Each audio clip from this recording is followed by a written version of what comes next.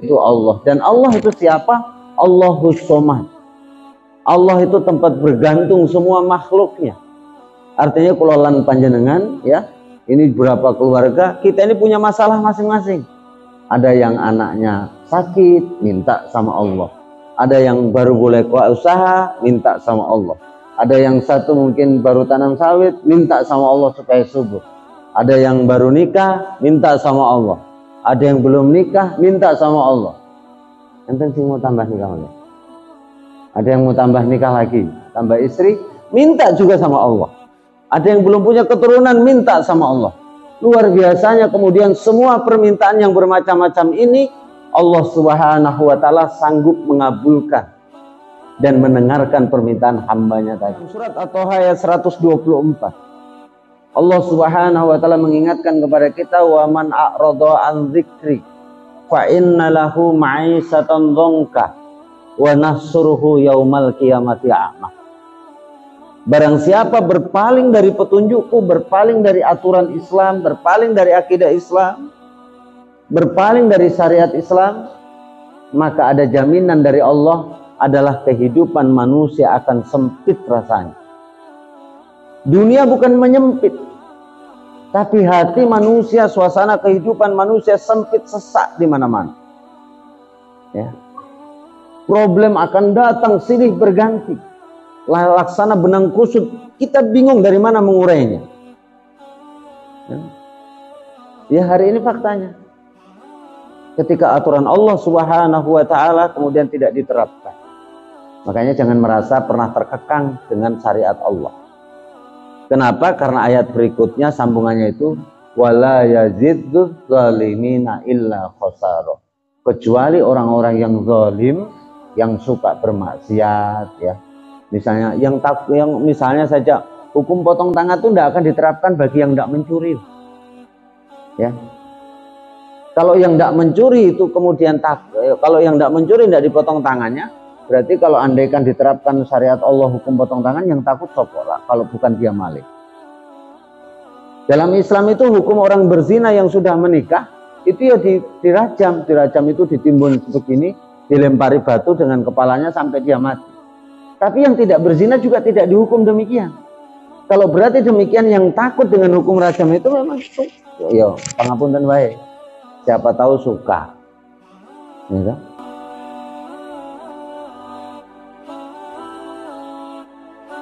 Bismillahirrahmanirrahim. Assalamualaikum warahmatullahi wabarakatuh. Waalaikumsalam. Alhamdulillah. Salatu wassalamu ala Rasulillah wa la haula wa la quwwata illa billah. Ayyuhal kiram, Bapak-bapak sekalian yang dimuliakan Allah, wabil khusus pada para tokoh agama, guru-guru kita, ustaz-ustaz kita, para tokoh masyarakat, dan semua yang hadir yang insyaallah dimuliakan oleh Allah Subhanahu wa Ta'ala. Alhamdulillah, kita bersyukur kepada Allah Subhanahu wa Ta'ala hingga detik malam hari ini Allah Subhanahu wa Ta'ala masih memberikan nikmat kepada kita, nikmat hidup, nikmat Islam, nikmat iman dan ketaatan serta kesehatan. Sehingga dengan semua nikmat itu kita buktikan malam hari ini di tengah banyaknya kesibukan kita, banyaknya kepentingan-kepentingan pribadi kita ikhlas meninggalkan sembari sama-sama kita ngalap berkah di majelis 2 mingguan ini. Mudah-mudahan Allah Subhanahu wa Ta'ala menjadikan setiap langkah kebaikan kita itu adalah pahala yang berlimpah, yang kelak di yaumil akhir Allah Subhanahu wa Ta'ala kemudian berikan balasan yang terbaik buat kita semua. Amin ya rabbal alamin. Shalawat dan taslim kita kirimkan kepada junjungan kita Nabiullah Muhammad sallallahu alaihi wasallam, kepada keluarganya, kepada para sahabatnya, dan juga kepada umatnya. Mudah-mudahan kita yang tidak pernah mendengar langsung suaranya Nabi, kita ini generasi yang tidak pernah melihat seperti apa wajahnya Nabi, kita tidak pernah melihat secara langsung mukjizat-mukjizatnya Nabi, tetapi ada kerinduan yang besar dan ada keinginan yang besar di yaumil akhir kita bisa berkumpul dengan kanjeng Nabi Allah Muhammad sallallahu alaihi wasallam. Mudah-mudahan keimanan kita dan rasa cinta kita kepada Allah dan Rasulnya itu kemudian menjadi asbab kita bisa mendapatkan syafaat, kita bisa bersama-sama dalam barisan yang barisan itu di akhirat kelak dipimpin oleh Nabi Allah Muhammad sallallahu alaihi wasallam.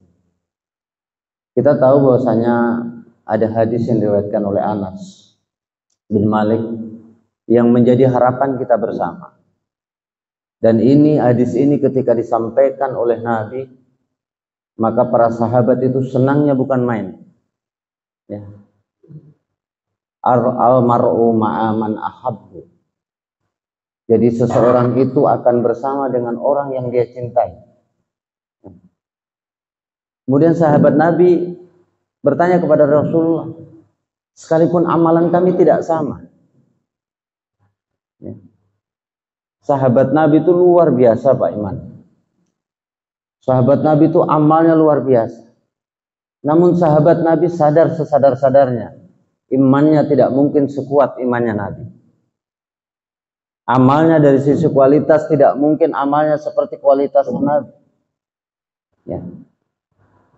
Namun sahabat satu, apapun keadaannya, ada yang keresahan yang menghinggapi dirinya dan kekhawatiran adalah apa? Di akhirat tidak bisa bareng-bareng kanjeng Nabi.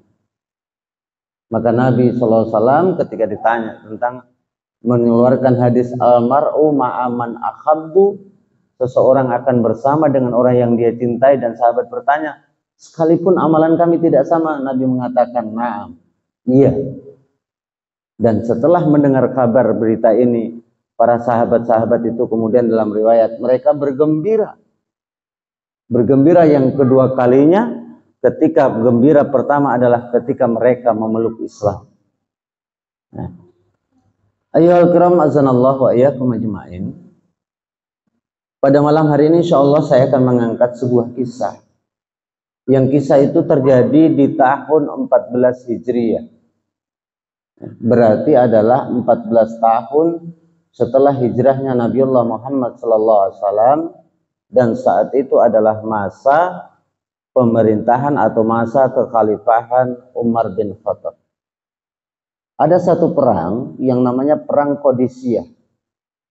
Perang Qadisiyah itu adalah kaum muslimin melawan bangsa Persia saat itu. Umar bin Khattab mengutus namanya Sa'ad bin Abi Waqqas radhiyallahu an sebagai panglima perang. Tradisi perang dalam Islam itu tidak langsung melakukan peperangan. Yang akan dilakukan adalah mengirimkan dulu utusan. Utusan itu untuk berunding. Nah, Sa'ad bin Abi Waqqas kemudian mengutus yang namanya Ribi'i bin Amr. Ya. Ribi'i bin Amr itu As-Saqafi At-Tamimi, itu adalah salah satu sahabat Nabiullah Muhammad SAW. Ya, dia seorang bangsawan Arab.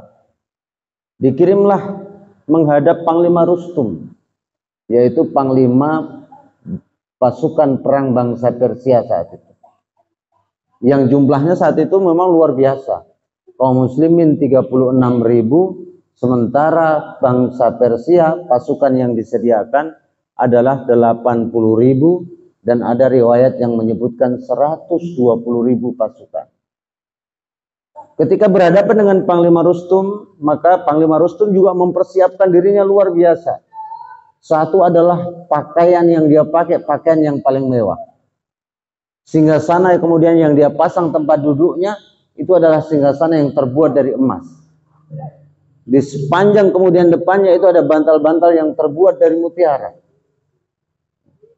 Maka ketika Ribi bin Amr datang ke sana, pintu tendanya itu direndahkan. Dengan harapan apa? Dengan harapan Rabi'i bin Amr, utusan Sa'ad bin Abi Waqqas tadi, ketika datang dia mau menundukkan kepalanya ke depan di hadapan Panglima Rustum. Menarik apa yang terjadi.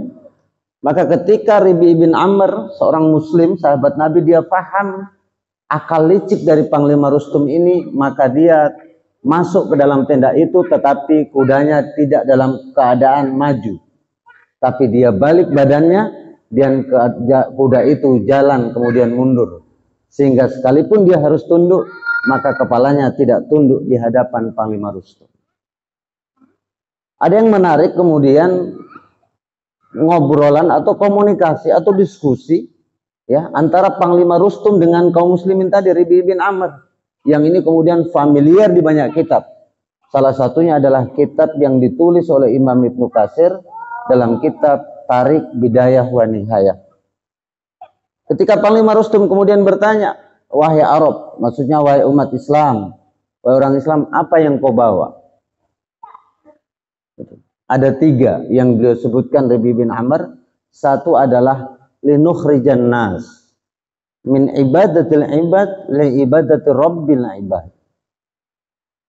Maka Rabi'i bin Amr tadi mengatakan, kami diutus oleh Allah untuk mengeluarkan manusia dari menyembah kepada sesama manusia menuju menyembah hanya kepada Tuhannya manusia. Kemudian ditanya lagi, apalagi? Kami diutus oleh Allah untuk mengeluarkan manusia dari sempitnya dunia, ya. Dikit dunia, sempitnya dunia, menuju ke lapangan dunia wal akhirat. Yang ketiga, beliau mengatakan linukhrijan nas, kami diutus oleh Allah untuk mengeluarkan manusia dari lalimnya agama-agama menuju kemudian keadilan Islam. Ayyuhal kiram azanallahu wa iyyakum ajma'in. Setelah kemudian 3 diskusi itu, maka Rabi'i bin Amr kemudian keluar.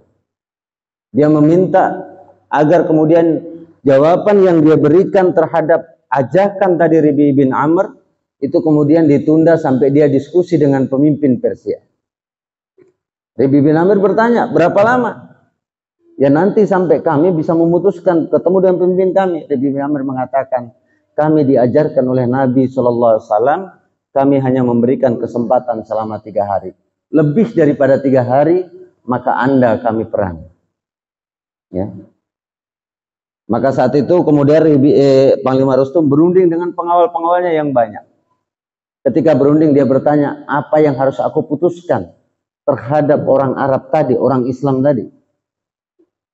Maka kemudian pengawal-pengawalnya mengatakan, wahai Panglima, jangan abaikanlah orang itu. Bagaimana mungkin kita akan mengikuti kata-katanya? Sementara lihatlah pakaian dia sesederhana itu.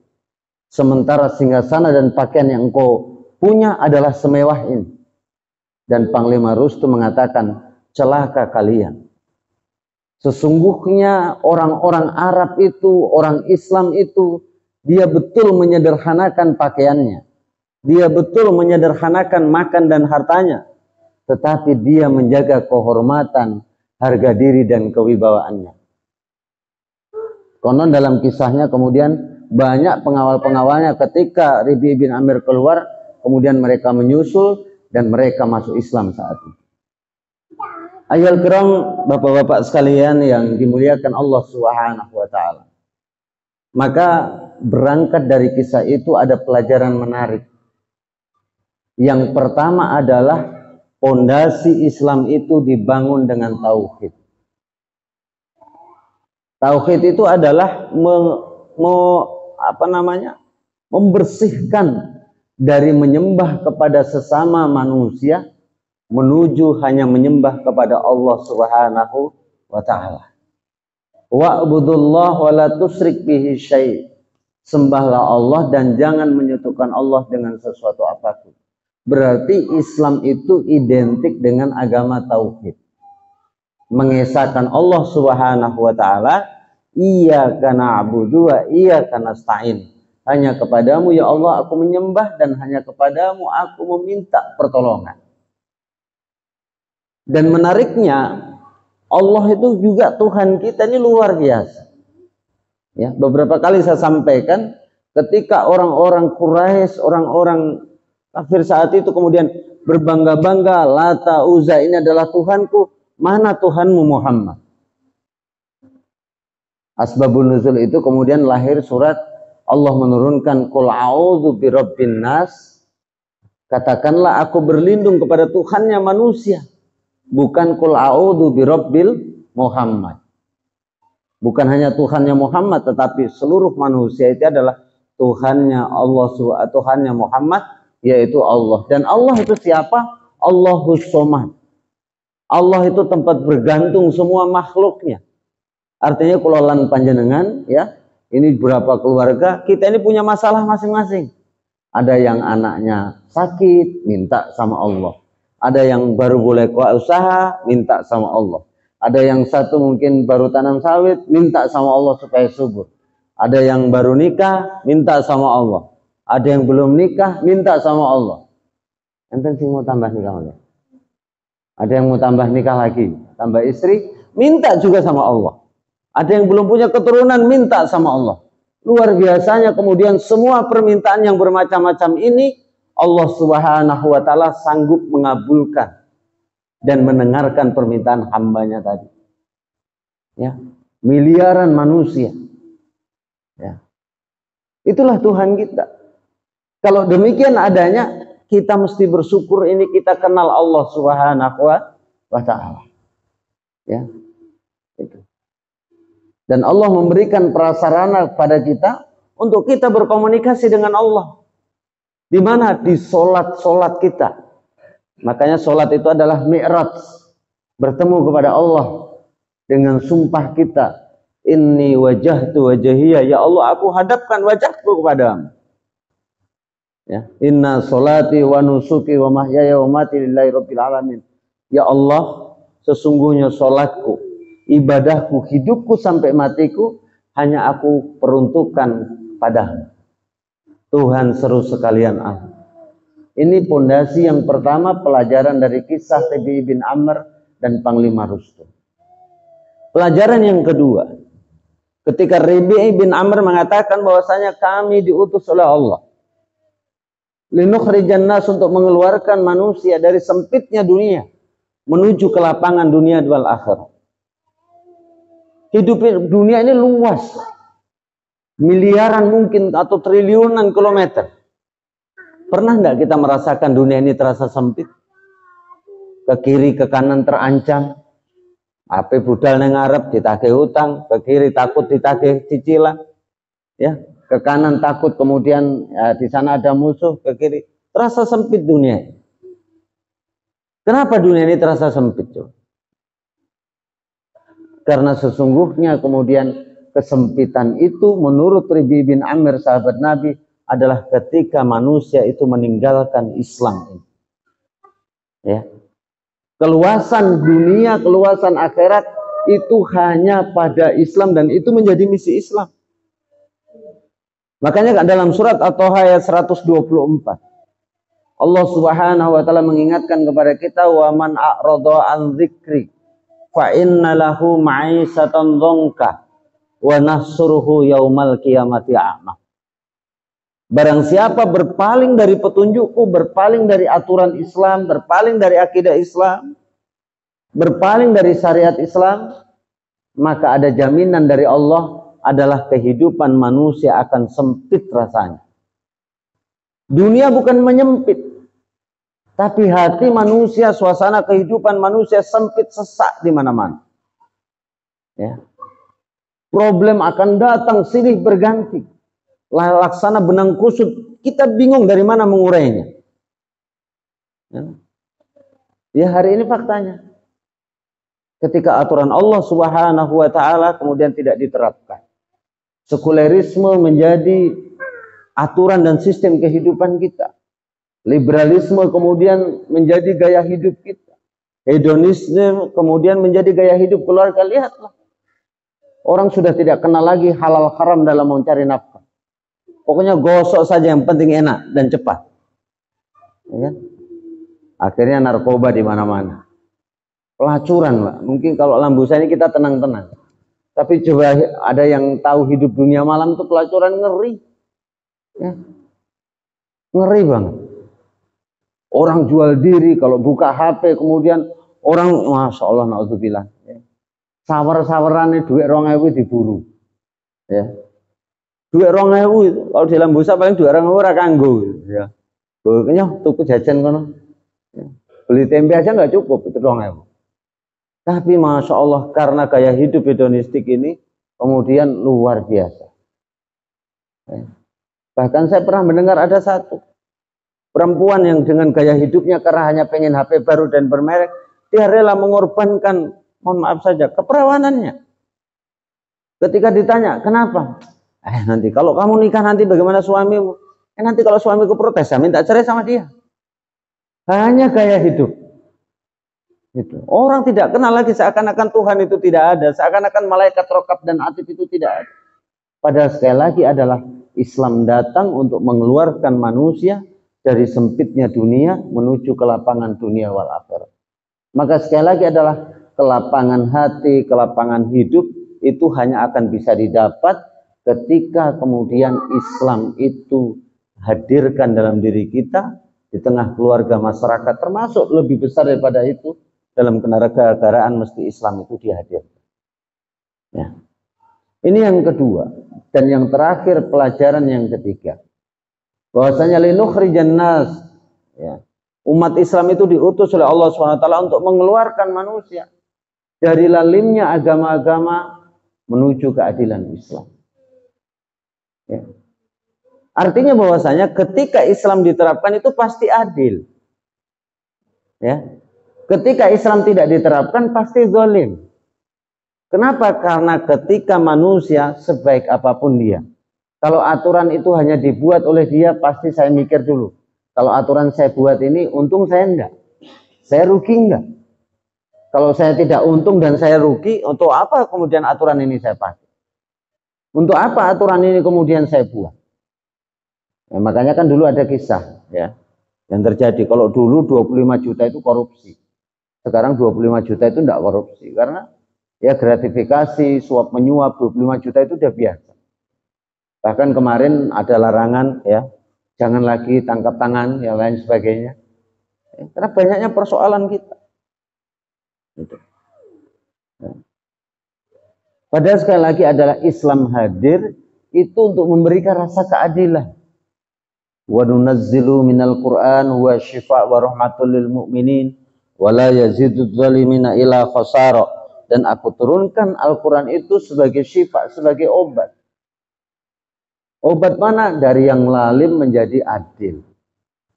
Ya, dari yang terhina menjadi mulia. Dari yang sempit menjadi lapang. Dari hidup banyak masalah, akhirnya hidup penuh dengan solusi. Warahmah kata Allah, dan Islam ini hadir memberikan rahmat. Apa itu rahmat? Rahmat itu adalah bentuk kasih sayang Allah, pemberian Allah karena rasa iba terhadap hambanya. Ya, contoh rahmat ibu kepada anaknya itu, seorang ibu yang mendengar jeritan bayi anaknya karena menginginkan ASI, rasa iba karena jeritan anaknya itu, ibu datang menggendong anaknya, kemudian memberikan ASI, dan ASI itu menjadi solusi bagi anaknya. Inilah rahmat ibu kepada anaknya. Sebegitu pula rahmat Allah kepada makhluknya. Andaikan makhluk hidup ini tidak ada syariat yang Allah turunkan, kita ini tidak karu-karuan hidup kita. Ya, yang pengen rabi karena nggak ada syariatnya, akhirnya sopo wae digasa. Ora kenal iki mamae, ora kenal iki adike, mboten kenal, ndak kenal ini saudaranya, ndak kenal ini siapa. Hantam saja. Kalau ndak ada syariat, bayangkan. Makanya Allah Subhanahu wa taala bentuk rahmat itu Allah menurunkan Islam dan aturannya itu adalah dalam rangka salah satu kasih sayangnya kepada hambanya. Ya. Makanya jangan merasa pernah terkekang dengan syariat Allah. Kenapa? Karena ayat berikutnya sambungannya itu wala yazidzuz zalimina illa khasara. Kecuali orang-orang yang zalim, yang suka bermaksiat, ya.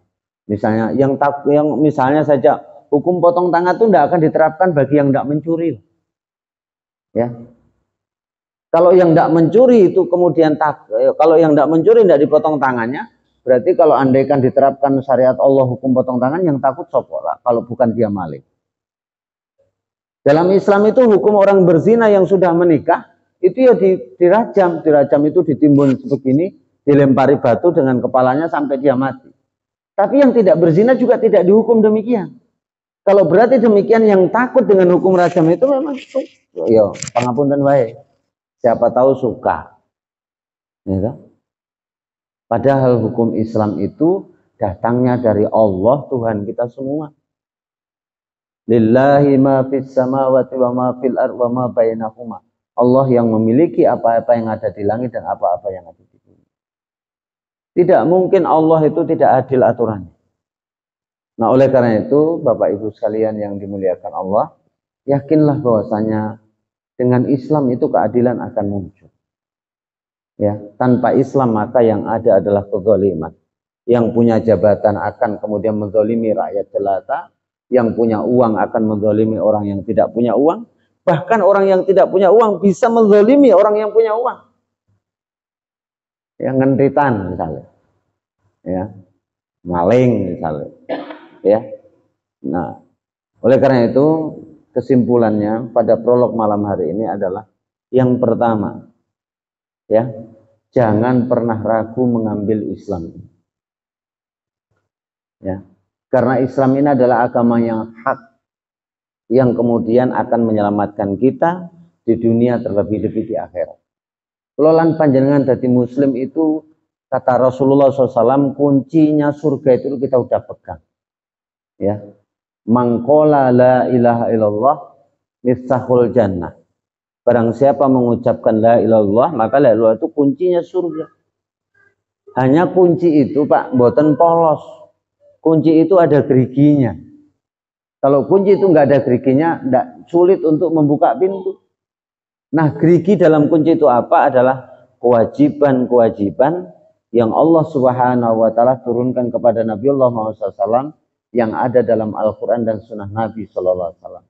Maka kesimpulan yang kedua, jangan pernah ragu, jangan pernah takut, dan jangan pernah kemudian rasa enggan untuk melaksanakan dan mengikuti syariat Gusti Allah Subhanahu wa Ta'ala. Yang ketiga adalah kita saling mendoakan. Kita ini manusia, bukan malaikat. Yang namanya manusia itu selalunya juga ada kekurangan di sana sini. Namun kata Nabi SAW, Muslim satu dengan Muslim yang lain itu ibarat satu jasad, satu tubuh. Maka saling mengingatkan, ya, untuk kemudian kalau ada yang jauh dari Allah diingatkan, ayo kembali sama-sama dekat dengan Allah. Ya, kalau yang sudah sama-sama dekat dengan Allah, maka saling menasihati untuk sabar. Karena ujian ketaatan itu juga di zaman kita luar biasa. Ya enggak? Luar biasa. Kadang-kadang orang yang ke masjid malah dirasani.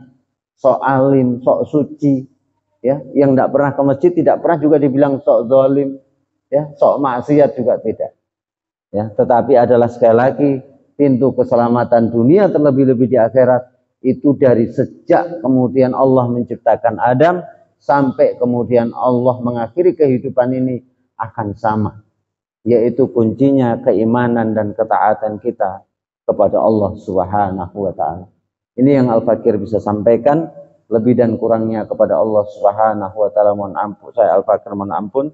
Dan kepada bapak-bapak, guru-guru kami, saudara-saudara kami, bapak-bapak kami yang dimuliakan Allah, Al-Fakir mohon maaf yang sebesar-besarnya. Qali qali hadzal astaghfirullah. Assalamualaikum warahmatullahi wabarakatuh.